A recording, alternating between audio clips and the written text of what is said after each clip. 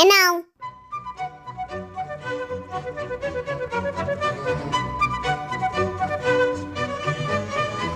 দাও।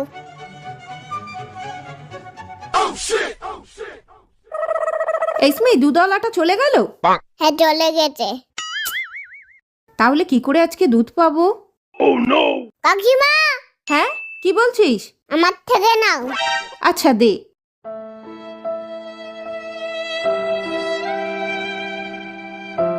স্মিথ খুব ভালো ছেলে।